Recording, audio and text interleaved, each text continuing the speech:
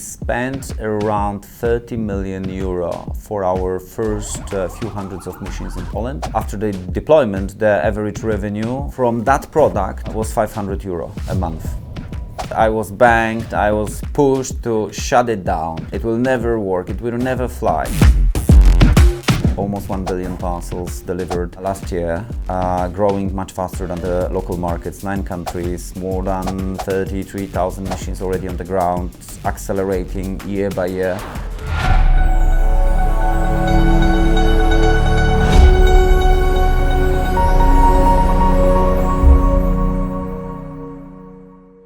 Thank you so much for joining us, Rafał. It's really a pleasure to get your take because as a business that looks at customer care and technology and talent solutions, e-commerce is one of the big drivers of ultimately the whole market that we address.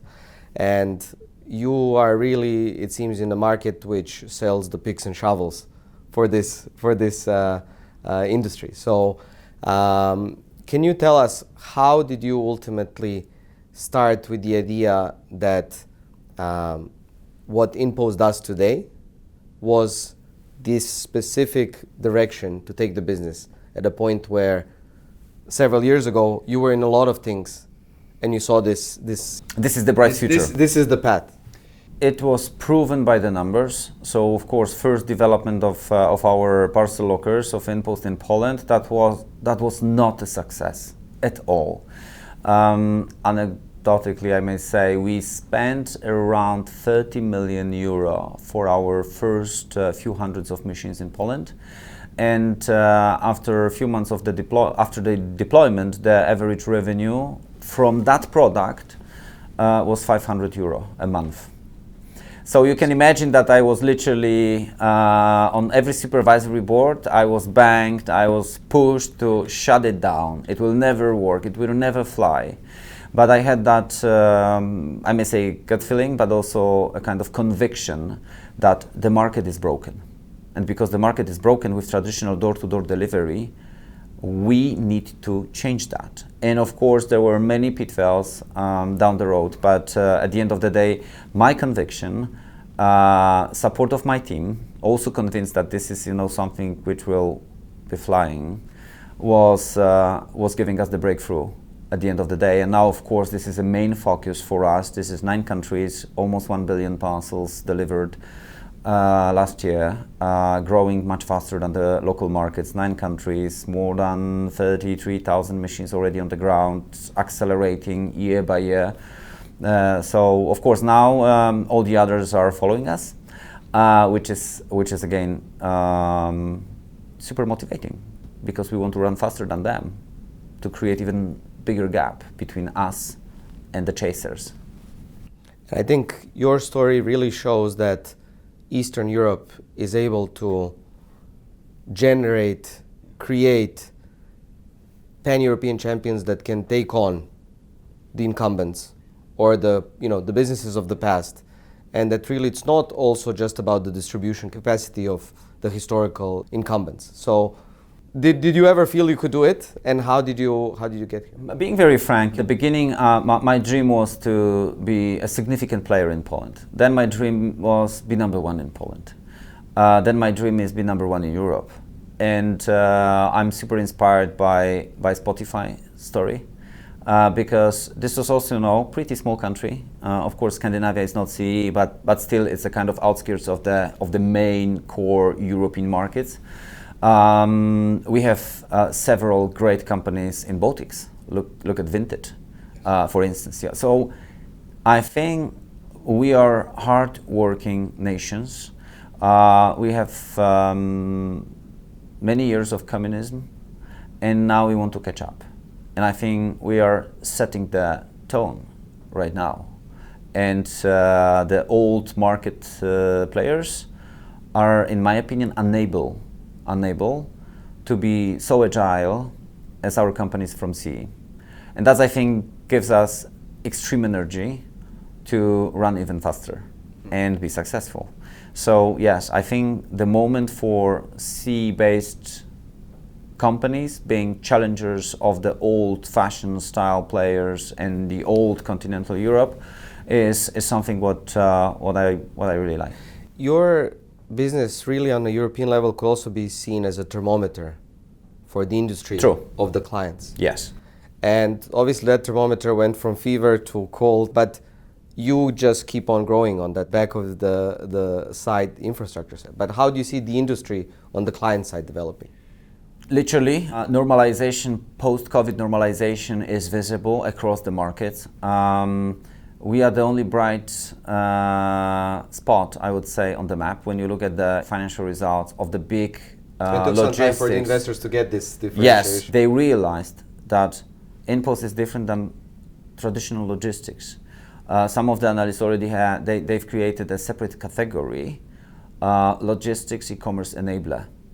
And we are the only company so far there. We don't have any peers. Infrastructure / customer-centric, technology-driven. That's how I would define that category. And that's great. Being a kind of new trendsetter is giving us ability to grow even faster. How I see the market, I think market in 2024 still will be under pressure on the consumer spending. So the first symptoms of improvement, I think we'll see end of this year, beginning of 2025. But then again, we want to grow faster than the markets are bouncing back. So let me go to the hot topic of AI. And you shared some examples of all the impressive outcomes that you get from AI. But going to customer experience and customer centricity, it's been around automation, digitalization, it's been around. And from a customer perspective, it's, as we just heard, very different experiences of both bad and good. But ultimately, how much do you see of the implication of these digitalizing processes on the customer experience? You know, I think good balance is something what we should always see in front of us. So without AI, I can't imagine current development of the especially tech-driven companies. But being too much into it is not so first healthy. Secondly, will not bring you tangible results on every single dimension. So smartly using that technology in certain points like customer care, like digitalization of the paper documents, or like with us, we're using AI for forecasting of the volume on literally live basis, to properly set up all the logistics components, elements like vans, big trucks to move the parcels between the depots. It's changing because the volume is not every single day the same. So optimization of that element gave us 20 few million euros savings just last year. And we want to continue that, to be even more engaged with those tools into bringing our best-in-class results for investors. But as I said, let's not over-engineer things. I'm in that group of observers or users that proper regulation, not strict, proper regulation is needed. And each and every company has to find its own way. How I want to use AI to improve my business and customer satisfaction. Because for me, at the end of the day, customer satisfaction, the NPS, is the critical outcome. Finally, as a champion now in Poland and CE, how do you think about reinvesting on the profit and the non-profit side back into the region that was the foundation of the success? I love that question because I think this is also linked a little bit to our CE history. We are so busy now in catching up and earning money and trying really to develop us as humans, but also our companies, that very often we don't remember that there's only one life. And at the end of the day, when you stand in front of the mirror with your late, I hope, 90s or even more than 90s, it would be great to give yourself an answer. This was really a very fruitful, very interesting, and very good life, and I'm a good human because I helped during my whole life a lot to those who were unable to create what I've created. And what's even more important, we very often listen to those stories where global billionaires, they are saying, yeah, I will donate 99% of my private wealth after my death. The real heroes are people who are giving back their personal wealth during their life. So I'm giving back more and more, jointly with my wife. I think we are creating now a proper setup, philanthropic setup for the business in Poland, but we would love to expand it. So I'm literally inviting all the CE-based entrepreneurs to join us in that mission, because again, like we have proven in the business area, we may prove in the philanthropy area that we are challengers. Innovation. Yes. Okay.